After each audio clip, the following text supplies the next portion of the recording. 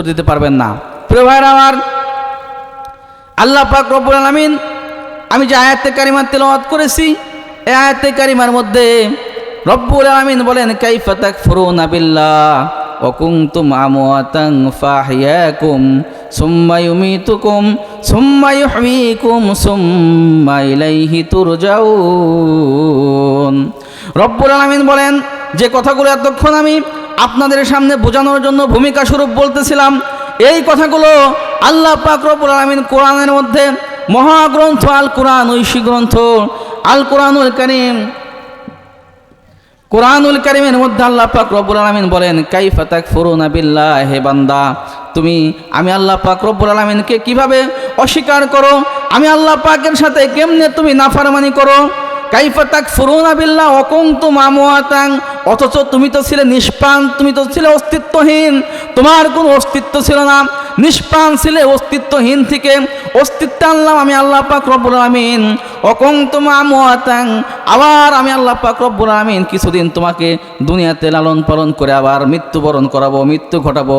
মালাকুল মউত হযরতে আজরাইল আলাইহিস সালাতু ওয়াস সালামের মাধ্যমে আমার আপনার হায়াত যতদিন আছে, হায়াত শেষ হয়ে যাওয়ার সঙ্গে সঙ্গে পৃথিবীতে আমরা থাকতে পারবো না, মৃত্যু ঘটিয়ে দিব। মৃত্যু হওয়ার পর আবার আমি আপনাকে আমাকে কি করবে, দাফন কাফন করে কবরে শুয়ে দিয়ে আসবে, শুয়ে দিয়ে এসে আমাকে ক্ষান্ত হবে না, আবার সেখান থেকে আল্লাহ পাক রব্বুল আলামিন আমাদেরকে আবার সেখান থেকে জীবিত করবেন, জীবিত করে আবার আল্লাহ পাক রব্বুল আলামিন তার কাছে আমাদেরকে নিয়ে যাবে, প্রত্যাবর্তন করবে, হিসাব নিকাশ হয়ে এরপর জান্নাতে কেউ যাবে, জাহান্নামে কেউ যাবে। এটাই হচ্ছে মানুষের ব্যক্তিগত জীবন। এই কথাগুলো আল্লাহ পাক রব্বুল আলামিন এই আয়াতে কারিমার মধ্যে সুন্দরভাবে বুঝাইছেন। আয়াতটা যদি কোনো বান্দা, এই আয়াতটা যদি আল্লাহ পাকের কোনো বান্দা উপলব্ধি করতে পারে, তাহলে তার জীবন চলা সহজ হয়ে যাবে, তার জীবন চলা সহজ হয়ে যাবে। কারণ কোনো উদ্দেশ্যহীন পৃথিবীর মধ্যে যেরকম কোনো মানুষ থাকতে পারে না। একজন ব্যক্তিকে যদি জিজ্ঞাসা করা হয় তুমি কোথায় যাবা, যদি বলে আমি জানি না, তুমি কি খাওয়া আমি জানি না, কোথায় থেকে আসছো জানি না, দেখবেন উদ্দেশ্যহীন মানুষ, তাকে মানুষ বলে না, তাকে বলা হয় স্বাভাবিক মানুষ বলে না, মানুষ বলে ঠিকই কিন্তু পাগল বলে, ঠিক কি না? পাগল বলে না তাকে।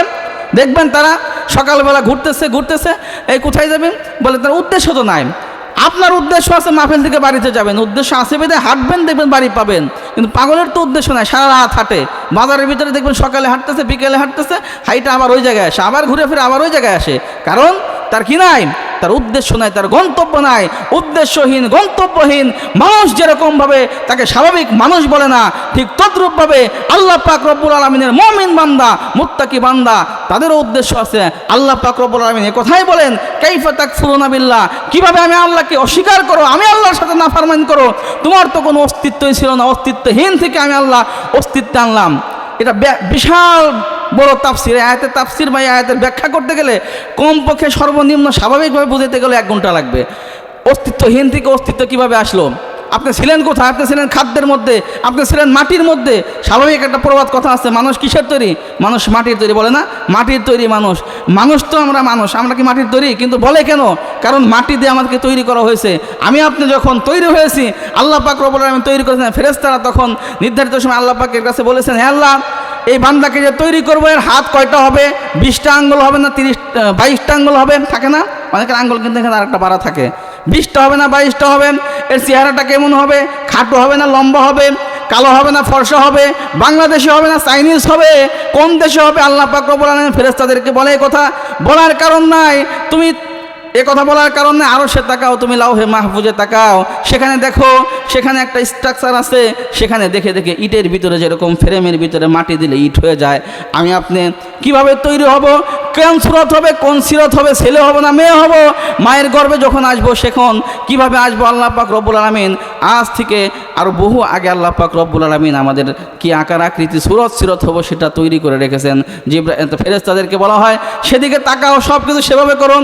তবে একটা কথা, যখন তুমি মানুষকে তৈরি করবা তার নাভির সাথে একটু মাটি দিয়ে দিবা, আর এই মাটিটা দিয়ে দেবে এই জন্য, এই মাটিটা ওই জায়গার মাটিটা দিবা যখন মানুষ মৃত্যুবরণ করবে, মৃত্যুবরণ করার পর যখন তাকে দাফন করা হবে, কবরস্থ করা হবে, ওই জায়গার এক চিমটে মাটি তার নাভির সাথে দিয়ে দেবা। এই জন্য দেখবেন মানুষ যখন মারা যায়, মানুষ মারা গেলে সব কিছু অস্তিত্বহীন হয়ে যায়, কিন্তু নাভি এরকমভাবেই থেকে যায়। আর যখন যেখানে তাকে দাফন করা হয়, মনে করতে হবে ওই জায়গার মাটি দিয়েই তাকে তৈরি করা হয়েছে। ইউমিতুকুম সুম্মা ইহয়িকুম সুম্মা ইলাইহি তুরজাউন। وقال النبي صلى الله عليه وسلم كن في الدنيا كأنك غريب أو عابر سبيل وقال الشاعر العلام यही हम सब मुसाफिर है वही आखिर ठिकाना यही हम सब मुसाफिर है कब्र आखिर ठिकाना कोई आगे रवाना है कोई पीछे रवाना कोई आगे रवाना है कोई पीछे रवाना। अल्हम्दुलिल्लाह। हज़रत फातिमा রাদিয়াল্লাহু তাআলা আনহা মহিলা মাদ্রাসার হাফেজা ছাত্রীদের হিজাব প্রদান উপলক্ষে 14তম বার্ষিক আজকের এই ওয়াজ ও দোয়া মাহফিলের প্রধান বক্তা আমাদের মাঝে এসে উপস্থিত, অল্প কিছুক্ষণের মধ্যেই চলে আসবেন। খুব সংক্ষিপ্ত সময়ের মধ্যেই মঞ্চে তাশরিফ আনবেন বিশিষ্ট আলেমে দ্বীন, উদীয়মান তরুণ বক্তা, সারা বাংলার আলোড়ন সৃষ্টিকারী বক্তা হযরতুল আল্লাম মাওলানা মুফতি লিয়াকত হোসেন জিহাদি হাফিজাহুল্লাহ। এতক্ষণ পর্যন্ত কোরআন সুন্নাহর আলোকে গুরুত্বপূর্ণ আলোচনা করেছেন মুফতি রফিকুল ইসলাম আজাদ, মুফতি আলাউদ্দিন সিরাজি, মুফতি শাহিনুর রহমান সিরাজি সহ দিগার উলামায়ে কেরাম। সামনে উপস্থিত ইসলাম প্রিয়, তাওহীদ প্রিয়, প্রিয় দিনী ভাই ও বাপজানেরা, পর্দার অন্তরালে অবস্থানরত মা ও বোনেরা, সকলকেই আমরা সকলেই সেই মহামহিয়ান গরিয়ান সর্বশক্তিমান আল্লাহ তাবারক ওয়া তাআলার দরবারে শুকরিয়া আদায় করি, কালিমাতুশ শুকর। সকলেই জবান খুলে ভক্তি ও শ্রদ্ধা সহকারে শরীরের সমস্ত শক্তি কণ্ঠ নালিতে এনে মহান মালিকের দরবারে কালিমাতুশ শুকর, শুকরিয়া আদায় করি, বলে আলহামদুলিল্লাহ, মাশাআল্লাহ। আমরা সংখ্যাতে যদি কমও হই, আলহামদুলিল্লাহর আওয়াজে বোঝা যায় আমাদের ইমানি বল আমাদের ছোট না, ইমানি বল আমাদের অনেক রয়েছে। আলহামদুলিল্লাহ। এবার সংক্ষিপ্ত পরিসরে বিশ্ব মানবতার মুক্তির সনদ, মুক্তির দূত জনাবে মুহাম্মদুর রাসূলুল্লাহ সাল্লাল্লাহু আলাইহি ওয়াসাল্লাম, সাইয়্যিদুল মুরসালিন, খাতামুন নাবিয়িন, সমস্ত নবীদের সরদার, বিশ্ব জাহানের সরদার, যার আদর্শ, যার চরিত্র পুরো গোটা উম্মতের জন্য হেদায়েত রয়েছে, সেই মহিয়ান গরিয়ান সেই নবী পাক সাল্লাল্লাহু আলাইহি ওয়াসাল্লামের উপর আমরা সংক্ষিপ্ত পরিসরে দরুদ পড়ি সাল্লাল্লাহু আলাইহি ওয়াসাল্লাম। প্রিয় উপস্থিতি, একদম সংক্ষিপ্তভাবে আমি যে আয়াতে কারিমা তিলাওয়াত করেছি, আয়াতে কারিমাকে সামনে নিয়ে একদম গুরুত্বপূর্ণ কয়েকটি কথা, যেহেতু অল্প সময়, ভিন্ন বা আজে বাজে কোনো কথা নয়। আমার আলোচনা যাওয়ার আগেই সংক্ষিপ্ত একটু শুধু যদি বলি, ভূমিকা স্বরূপ একটু বলতেছি, সেটা হচ্ছে কোনো মানুষকে যদি কেউ জিজ্ঞাসা করে, একজন মানুষকে যদি কেউ জিজ্ঞাসা করে যে আপনার নাম কি, তাহলে স্বাভাবিক সে তার নাম বলবে, এটা স্বাভাবিক না? আপনার বাবার নাম কি যদি জিজ্ঞাসা করে, তাহলে বলবে যে আপনার বাড়ি কোথায়, অমুক জায়গায়, এটাও বলবে। আপনি আসছেন কোথায়, এখানে আসছি, যে জায়গায় আসছে সেটা বলবে। এরপর যাবেন কবে, কোথায় যাবেন, এটা যদি এরকম যদি কেউ বলে, তাহলে যদি এই কথাগুলো সব উত্তর সে সঠিক মতো দিতে পারে।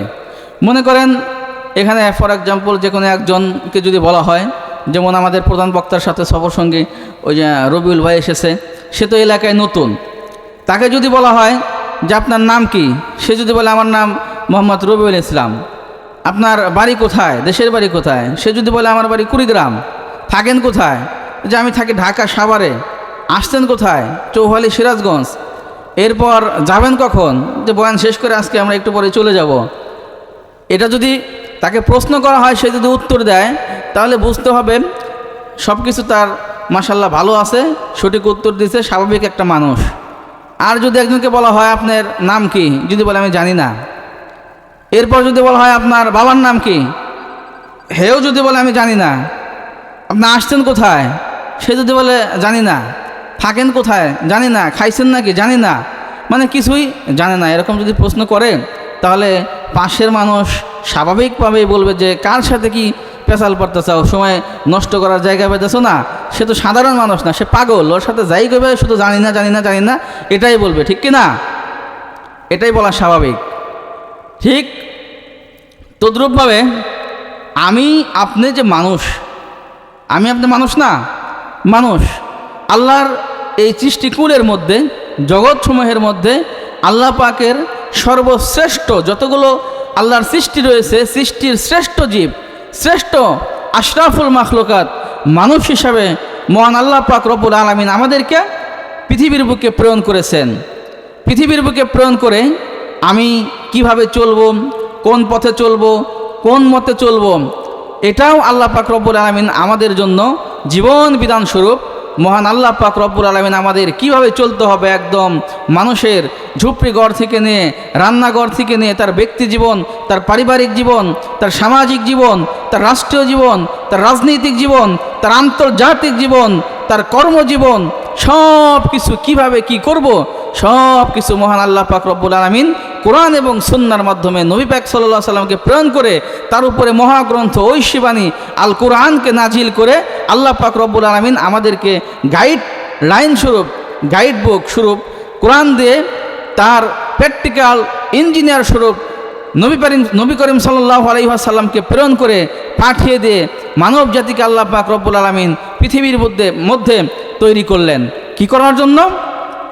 আল্লাহ পাকের জন্য আমরা দাসত্ব করি, আমরা যেন আল্লাহ পাকের গোলামি করি, আমরা যেন আল্লাহ পাকের ইবাদত করি। উদ্দেশ্য এটা দিয়ে আল্লাহ পাক রব্বুল আলামিন আমাদেরকে পাঠাইলেন। এখন দুনিয়ার মধ্যে আমরা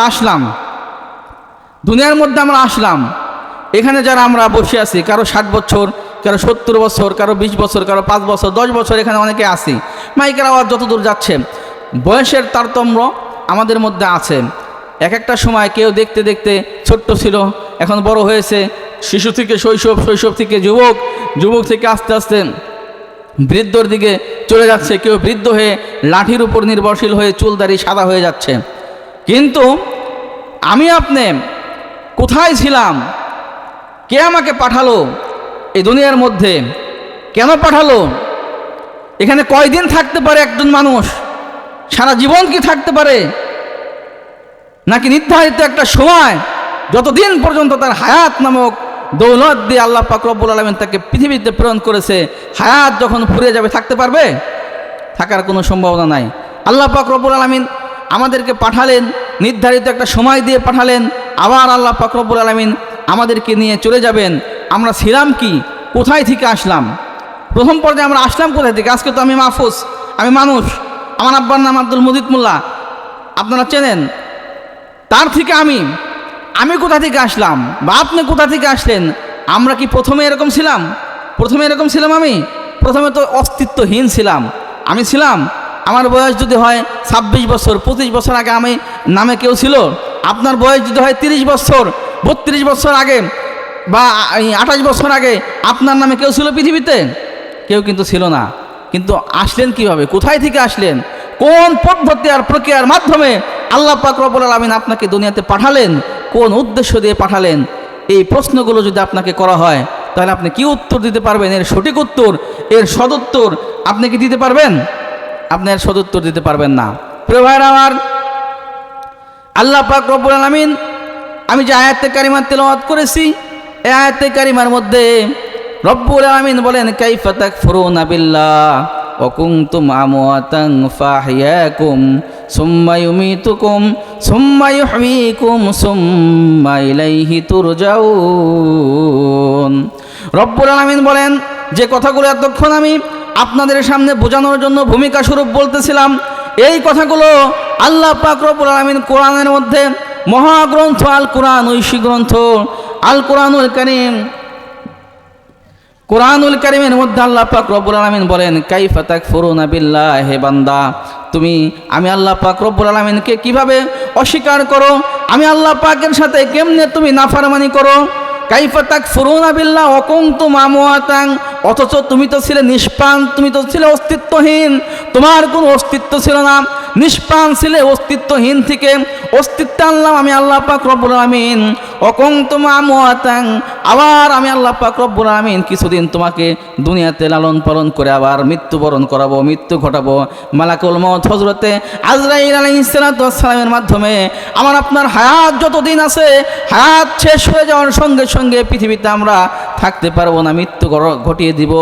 মৃত্যু হওয়ার পর আবার আমি আপনাকে আমাকে কি করবে, দাফন কাফন করে কবরে শুয়ে দিয়ে আসবে, শুয়ে দিয়ে এসে আমাকে ক্ষান্ত হবে না, আবার সেখান থেকে আল্লাহ পাক রব্বুল আলামিন আমাদেরকে আবার সেখান থেকে জীবিত করবেন, জীবিত করে আবার আল্লাহ পাক রব্বুল আলামিন তার কাছে আমাদেরকে নিয়ে যাবে, প্রত্যাবর্তন করবে, হিসাব নিকাশ হয়ে এরপর জান্নাতে কেউ যাবে, জাহান্নামে কেউ যাবে।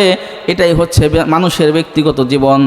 এই কথাগুলো আল্লাহ পাক রব্বুল আলামিন এই আয়াতে কারিমার মধ্যে সুন্দরভাবে বুঝাইছেন। আয়াতটা যদি কোনো বান্দা, আয়াতটা যদি আল্লাহ পাকের কোনো বান্দা উপলব্ধি করতে পারে, তাহলে তার জীবন চলা সহজ হয়ে যাবে, তার জীবন চলা সহজ হয়ে যাবে। কারণ কোনো উদ্দেশ্যহীন পৃথিবীর মধ্যে যেরকম কোনো মানুষ থাকতে পারে না। একজন ব্যক্তিকে যদি জিজ্ঞাসা করা হয় তুমি কোথায় যাবা, যদি বলে আমি জানি না, তুমি কি খাওয়া আমি জানি না, কোথায় থেকে আসছো জানি না, দেখবেন উদ্দেশ্যহীন মানুষ, তাকে মানুষ বলে না, তাকে বলা হয় স্বাভাবিক মানুষ বলে না, মানুষ বলে ঠিকই কিন্তু পাগল বলে, ঠিক কিনা? পাগল বলে না তাকে। দেখবেন তারা সকালবেলা ঘুরতেছে, এই কোথায় যাবেন বলে, তার উদ্দেশ্য তো নাই। আপনার উদ্দেশ্য আছে মাহফিল থেকে বাড়িতে যাবেন, উদ্দেশ্য আছে বেঁধে হাঁটবেন, দেখবেন বাড়ি পাবেন। কিন্তু পাগলের তো উদ্দেশ্য নাই, সারা রাত হাঁটে, বাজারের ভিতরে দেখবেন সকালে হাঁটতেছে, বিকেলে হাঁটতেছে, হাইটা আবার ওই জায়গায় আসে, আবার ঘুরে ফিরে আবার ওই জায়গায় আসে। কারণ তার কি নাই, তার উদ্দেশ্য নাই, তার গন্তব্য নাই। উদ্দেশ্যহীন গন্তব্যহীন মানুষ যেরকমভাবে তাকে স্বাভাবিক মানুষ বলে না, ঠিক তদ্রূপভাবে আল্লাহ পাক রব্বুল আলামিনের মুমিন বান্দা, মুত্তাকি বান্দা, তাদেরও উদ্দেশ্য আছে। আল্লাহ পাক রব্বুল আলামিন কথাই বলেন কাইফা তাকফুরুনা বিল্লাহ, কিভাবে আমি আল্লাহকে অস্বীকার করো, আমি আল্লাহর সাথে নাফরমানি করো, তোমার তো কোনো অস্তিত্বই ছিল না, অস্তিত্বহীন থেকে আমি আল্লাহ অস্তিত্ব আনলাম। এটা বিশাল বড় তাফসির। আয়াতের তাফসির বা আয়াতের ব্যাখ্যা করতে গেলে কমপক্ষে সর্বনিম্ন স্বাভাবিকভাবে বুঝতে গেলে 1 ঘন্টা লাগবে। অস্তিত্বহীন থেকে অস্তিত্ব কিভাবে আসলো? আপনি ছিলেন কোথায়? আপনি ছিলেন খাদ্যের মধ্যে, আপনি ছিলেন মাটির মধ্যে। স্বাভাবিক একটা প্রবাদ কথা আছে, মানুষ কিসের তৈরি? মানুষ মাটির তৈরি, বলে না? মাটির তৈরি মানুষ। মানুষ তো আমরা কি মাটির তৈরি? কিন্তু বলে কেন? কারণ মাটি দিয়ে আমাদেরকে তৈরি করা হয়েছে। আমি আপনি যখন তৈরি হয়েছি, আল্লাহ পাক রব্বুল আলামিন তৈরি করেছেন। ফেরেশতারা তখন নির্ধারিত সময় আল্লাহ পাকের কাছে বলেছেন, হে আল্লাহ, এই বান্দাকে যে তৈরি করবো এর হাত কয়টা হবে? 20টা আঙ্গুল হবে না 22টা আঙ্গুল হবে? থাকে না অনেকের আঙ্গুল, কিন্তু এখানে আরেকটা বাড়া থাকে। 20টা হবে না 22টা হবে? এর চেহারাটা কেমন হবে? খাটো হবে না লম্বা হবে? কালো হবে না ফর্সা হবে? বাংলাদেশি হবে না চাইনিজ হবে? কোন দেশে হবে? আল্লাহ পাক রব্বুল আলামিন ফেরেশতাদেরকে বলে এই কথা বলার কারণ নাই। তুমি এ কথা বলার কারণে আরো সে তাকাও, তুমি লাউহে মাহফুজে তাকাও, সেখানে দেখো, সেখানে একটা স্ট্রাকচার আছে, সেখানে দেখে দেখে ইটের ভিতরে যেরকম ফ্রেমের ভিতরে মাটি দিলে ইট হয়ে যায়, আমি আপনি কিভাবে তৈরি হব, কোন সুরত হবে, কোন সিরত হবে, ছেলে হব না মেয়ে হব, মায়ের গর্ভে যখন আসবো সেখন কিভাবে আসবো, আল্লাহ পাক রব্বুল আলামিন আজ থেকে আরো বহু আগে আল্লাহ পাক রব্বুল আলামিন আমাদের কি আকার আকৃতি সুরত সিরত হবো সেটা তৈরি করে রেখেছেন। ফেরেশতাদেরকে বলা হয় সেদিকে তাকাও, সব কিছু সেভাবে করুন। তবে একটা কথা, যখন তুমি মানুষকে তৈরি করবা তার নাভির সাথে একটু মাটি দিয়ে দিবা, আর এই মাটিটা দিয়ে দেবে এই জন্য, এই মাটিটা ওই জায়গার মাটিটা দিবা যখন মানুষ মৃত্যুবরণ করবে, মৃত্যুবরণ করার পর যখন তাকে দাফন করা হবে, কবরস্থ করা হবে, ওই জায়গার 1 চিমটে মাটি তার নাভির সাথে দিয়ে দিবা। এই জন্য দেখবেন মানুষ যখন মারা যায়, মানুষ মারা গেলে সব কিছু অস্তিত্বহীন হয়ে যায়, কিন্তু নাভি এরকমভাবেই থেকে যায়। আর যখন যেখানে তাকে দাফন করা হয়, মনে করতে হবে ওই জায়গার মাটি দিয়েই তাকে তৈরি করা হয়েছে। প্রশ্ন করতে পারেন, নদীর ভিতরে যদি কেউ মারা যায় তাহলে তার তো লাশ দাফন হয় না, কি হয়? দেখবেন মাছে খেয়ে ফেলবে, সব কিছুতে খেয়ে ফেলবেন, এরপর তার নাভিটা থেকে যাবে, নাভি নষ্ট হবে না, নাভি যেখানে ভাসতে ভাসতে গিয়ে অস্তিত্ব থেমে যাবে, মনে করতে হবে সেইখানের মাটি দিয়ে তাকে তৈরি করা হয়েছে। কোনো হিংস্র প্রাণী, কোনো বাঘ ভাল্লুক যদি কেউকে খেয়ে ফেলে, মনে করবেন বাঘ ভাল্লুক খেয়ে ফেললেও তার সব কিছু হজম হয়ে যাবে, কিন্তু তার পায়খানার সাথে নাভি বের হয়ে যাবে। সেই নাভি যেখানে পড়বে ওই মাটি দিয়েই আল্লাহ পাক রব্বুল আলামিন মানুষকে তৈরি করেছেন। অর্থাৎ যে কথা আমি বোঝাইতে চাইছি, মানুষ মাটির তৈরি মানুষ বলা হয়। অস্তিত্বহীন থেকে মাটির তৈরি মানুষকে আল্লাহ পাক রব্বুল আলামিন পিতামাতার মাধ্যমে, আল্লাহ পাক রব্বুল আলামিন মায়া বাবার মাধ্যমে রেহেমের মধ্যে দিলেন। সেখান থেকে মানুষ করে অস্তিত্বহীন ছিলাম, অস্তিত্ব আনলেন রক্ত থেকে। আল্লাহ পাক হাড্ডি মাংস দিয়ে পেটের ভিতরে অস্তিত্ব আনলেন, সেখান থেকে দুনিয়ায় আনলেন। দুনিয়ায় এনে কীভাবে চলবো, কীভাবে পড়বো, কী খাইতে পারবো, কী খাইতে পারবো না। ছোট্টবেলায় ভালো কষ্ট শক্ত খাবার খেতে পারবে না, মায়ের স্তনের মধ্যে দুধের ব্যবস্থা করলেন। এয়ার কন্ডিশনের মতো যে দুধ ঠান্ডাও না গরমও না, আরামদায়ক শান্তিদায়ক, যেটা অসুস্থ হবে না, এই দুধের ব্যবস্থা করলেন। আস্তে আস্তে আমার দাঁত বড় করলেন, মাছ গোস্ত খাওয়ার ব্যবস্থা করলেন, হাত দিলেন, পা দিলেন। আজকে মাহফুজ হয়েছি, বড় হয়েছি। এর পিছনে আল্লাহ পাক রব্বুল আলামিনের কত বড় মায়া, কত বড় দয়া আর অনুগ্রহ। আল্লাহ পাক রব্বুল আলামিন আসমানের নিচে জমিনের উপরে থেকে আমরা নিমক হারাম আল্লাহ পাকের সাথে করি। এটা অস্তিত্বহীন থেকে যে অস্তিত্ব আনলেন, এত নাজ নেয়ামত দিলেন। নিঃশ্বাস আমরা গ্রহণ করতেছি, ছাড়তেছি, এটা যদি বিল দিতে হতো হাসপাতালে গিয়ে কত টাকা উঠতো চিন্তার বাইরে। এত কিছু আল্লাহ পাক আমাদেরকে দিলেন নাজ নেয়ামত দিয়ে। এরপরেও আল্লাহ পাক আমাদেরকে দিলেন তার ইবাদত করার জন্য, তার দাসত্ব করার জন্য, গোলামি করার জন্য। আল্লাহ পাক রব্বুল আলামিন অন্য যত মাখলুকাত আছে সব কিছু আমাদেরকে তাবে করে দিলেন। আমরা তারা আমাদের অনুসারী করবে। আজকে বিশাল বড় হাতি মানুষের অনুসরণে চলে, গরু মানুষের অনুসরণে চলে, নদীর মাছ আপনি খান, গোস্ত আপনি খান, সব কিছু নাজ নিয়ামত স্বরূপ মহান আল্লাহ পাক রব্বুল আলামিন পৃথিবীর বুকে প্রেরণ করলেন আমাদের জন্য। আর আমাদেরকে শুধুমাত্র রিজার্ভ করলেন আল্লাহ পাক তার ইবাদত আর দাসত্ব গোলামি করার জন্য। কিন্তু আমরা নিমক হারাম হয়ে যখন আল্লাহর অবাধ্য হয়ে যায়, তখন আল্লাহ পাক এরকম বলে বলেন, কাইফা তাকফুরুনা বিল্লাহ, হে বান্দা কিভাবে আমি আল্লাহর সাথে নাফরমানি করো, আমি আল্লাহর নাজ নেয়ামতকে অস্বীকার করো। অকুনতুম আমওয়াত, তোমরা তো ছিলে নিষ্প্রাণ, মৃত্যু ছিলে। আমি আল্লাহ পাক ফাহইয়াকুম, তোমাদেরকে জীবিত করলাম। আবার সুম্মা ইউমীতুকুম, আমি আল্লাহ মৃত্যুবরণ করাবো। আবার সুম্মা ইউহয়িকুম, কবর থেকে আমি জীবিত করব। সুম্মা ইলাইহি তুরজাউন, আমি আল্লাহর কাছে তোমাদেরকে ফিরে আনবো, হিসাব নিকাশ দিয়ে জান্নাত জাহান্নাম দিব। অতএব তোমরা তারপরেও কেন অস্বীকার করো? এটা হচ্ছে আল্লাহ পাক রব্বুল আলামিনের আয়াতে বলছেন। এই কথাগুলো আমি বললাম। এখন আমি আপনাদেরকে আর 2-1 মিনিটে শেষ করবো, যেহেতু প্রধান বক্তা স্টেজে এসে উপস্থিত বসে গেছেন। আশেপাশে যারা আছেন তাদেরকে আমি প্যান্ডেলে আসার অনুরোধ করছি। এখন আমি ছেড়ে দিচ্ছি। এই আল্লাহ পাক রব্বুল আলামিন আমাদেরকে দাসত্ব করার জন্য পাঠাইলেন, কিন্তু আমরা চলতে ফিরতে যেভাবে চলি, আমাদের ট্রেন যেন থামবেই না। আমরা মনে হয় দুনিয়ার ভিতরে থাকবই, মৃত্যুবরণ আর করতেই হবে না। আমাদের চালচলন কথাবার্তা এরকম হয়, কিন্তু আমার আপনার জীবন আর আদর্শ হবে রাসূল আরবি সাল্লাল্লাহু আলাইহি ওয়াসাল্লামের, রাসূল আরবি সাল্লাল্লাহু আলাইহি ওয়াসাল্লামের সুন্নাহ মোতাবেক। আমি আপনি মুসলমান, আমি আপনি যে কোনোভাবে চললেই হবে না। আমার আপনার চলা, আমার আপনার বলা, আমার আপনার হাঁটা, আমার আপনার হাত পা সব কিছু আল্লাহ পাক রব্বুল আলামিনের বিধান মতন, রাসূল আরবি সাল্লাল্লাহু আলাইহি ওয়াসাল্লাম নবীজির সুন্নাহ মতো, তরিকা মতো হতে হবে। যদি সেটা না হয় তাহলে আমার আপনার জীবন বিফল। ওই যে সেরকম পাগলের মতো যেরকম উদ্দেশ্যহীন মানুষ ঘোরাফেরা করে, আমার আপনার দুনিয়াতে হাঁটা চলা কথা বলা তাদের মতোই হবে। প্রিয় ভাইরা আমার, এই জন্য আমার আপনার সব কিছুর ক্ষেত্রে অনুসরণীয় কে?